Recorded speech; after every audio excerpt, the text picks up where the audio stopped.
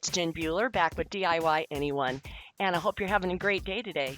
So, what I'm going to share with you is what I bought at a garage sale. I know that sometimes people will, especially your family may look at you like, "Why are you buying that?" Well, this cute little dessert cup, that amber glass, I'm going to turn it upside down as the picture showed. And the first thing I did was to take and put some black chalk paint that on it and then let that dry. Then the next layer that I did was to paint the white chalk paint on top of that. So then that way, when I go to distress it, that chalk paint, the black underneath, will come through with the distressing. So you'll see that. So what you're going to do is want to use sandpaper. I got a sanding block is what I was using. One thing I know that Jackie at Blessed Beyond Measure does is she gets her files out, her fingernail files, and you can really file with those.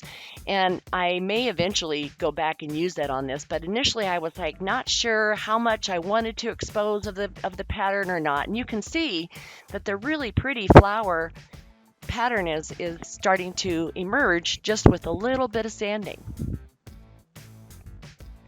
So don't be afraid to get in there because, like with anything else, if you sand too much and you don't like it, then you can just go back and paint over it, let it dry, and do it again. Now you'll notice too, where my thumb is at the base of that little dessert cup, there is a beautiful flower design, and I have to figure out, you can see it there, how to use that in another DIY. So I'm going to glue the bottom of the dessert cup and then put the base on there and use that. A little bit on the struggle bus with the glue gun. I'm not sure if it just wasn't plugged in or what, but it didn't want to cooperate.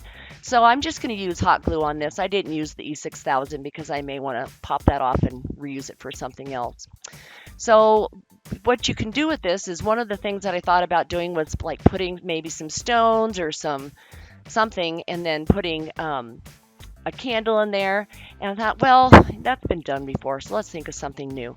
So not too far from us, there's a field of wheat, and it is a crime, as my son informed me, to pick wheat out from a place that is not open to the public. But when it's off to the side, you can go for it. So you can see the wheat and the corn, and what a cute little thing it made. Little DIY. Enjoy.